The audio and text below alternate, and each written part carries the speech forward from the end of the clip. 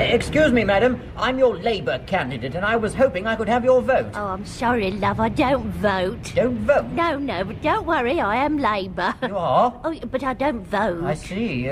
Could you do me a favour? What is it? Well, this election, would you make an exception? Be a Conservative and not vote?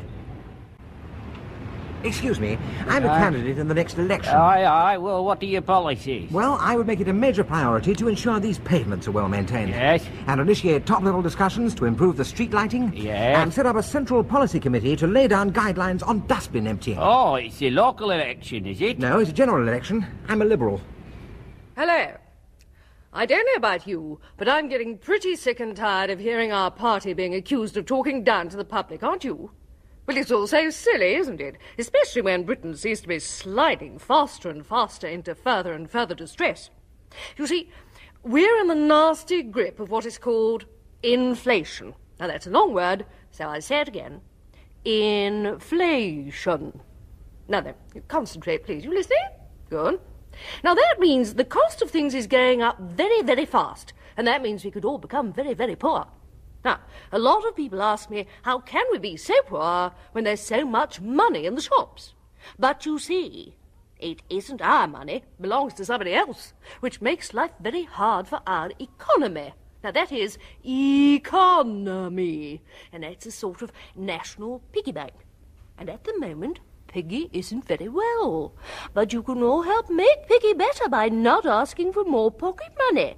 But if you're all little gritty gutsies, then Piggy will get sicker and maybe even die. Now, we don't want that to happen, do we? Because if that looks like happening, we will have to stop you getting any more pocket money.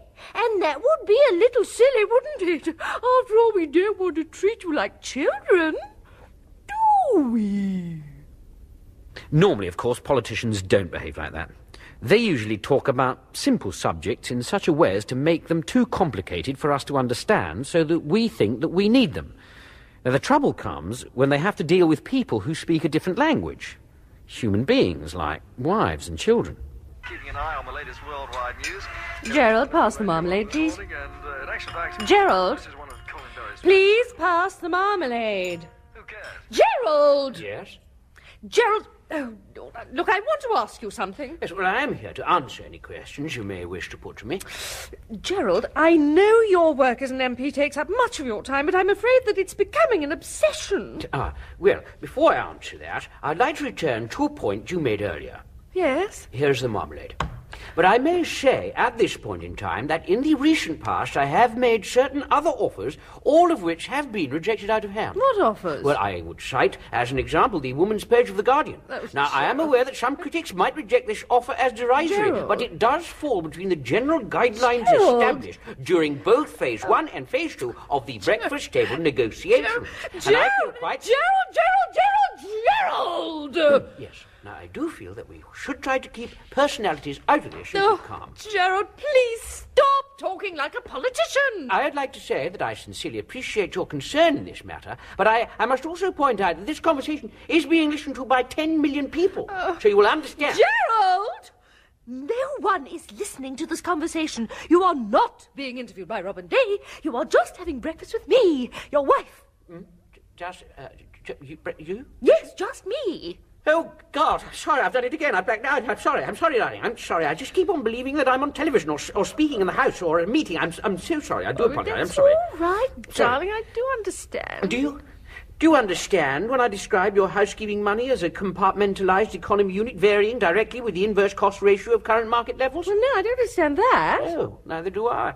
You know, the habit is getting worse. And it's not only what you say, Gerald, it's what you do. Oh, no, what have I done now? Remember we couldn't pay all our bills last month, and you said you'd borrow from the bank? Yes. Well, you borrowed £4 million from the International Monetary Fund. I can't get into the spare room for notes. God damn, I've got to stop this, darling. Yes, you have. I may be an MP, but I must start behaving like a human being. Yes, you must, Gerald. Not for my sake, but for our son's sake. Poor Stephen. He's so young and sensitive. You must act normally for him. Yes, of course, darling. I'll try, darling. I'll try. Yes. Shh, here he comes now. I wonder if I might come in at this point. Stephen, darling, your father and I were just... I'm sorry, but as the third-party representative at these talks, I must insist on being given equal time to put my case. I have listened with great interest we were to negotiating what very has been well said, but before quite you frankly entered and this sincerely, breakfast. I believe Stephen! If all this has made you disillusioned about politics, remember, there is still hope for the future. As you can tell from all this happy gurgling and dribbling around me, I'm standing where the hopes for the future begin. Yes, it's a students' union meeting. Yeah, I did. Right, brothers, I declare this meeting of the North East Whittlecombe Polytechnic Students' Union open.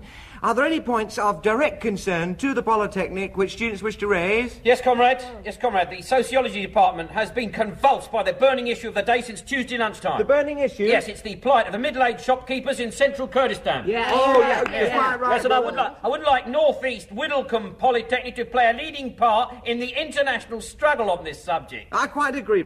What do you want done? I think a sharp letter to the President of Kurdistan warning him that our Polytechnic will not stand idly by. Thank you. And that if need be, we will not hesitate to send him another letter. That should bring him to his senses. Thank you. Any other business? Yeah. I would like to know what effect last week's action has had in overthrowing the South African government. Can the chair have it, please? Now, look, it's early days to tell if the regime will be toppled by our telegram. It was powerful stuff, but it was a pity we could only afford 6 words. However, I'm sure the masses will be glad to know that in any armed struggle, the students of North East Whittlecombe Poly will be right beside them. Hey. Yeah, well, right beside them, metaphorically speaking, that is. On a point of information, Mr. Chairman. Yes. Has the position of women in Western Borneo changed as a result of last week's sit-in in the refectory? Not in a tangible sense, Lucy. No, I understand, no. But I am sure their morale has been lifted by the reports of our action in The Guardian. Any other business? Yeah, what about the Aztecs? What about the Aztecs? They're extinct. Aye? Oh, my God, we're too late.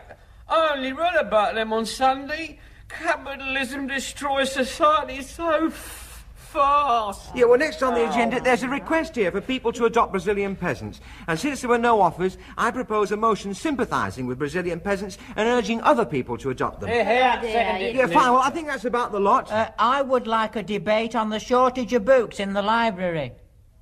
You what? I would like a debate on the shortage of books in the library. Books?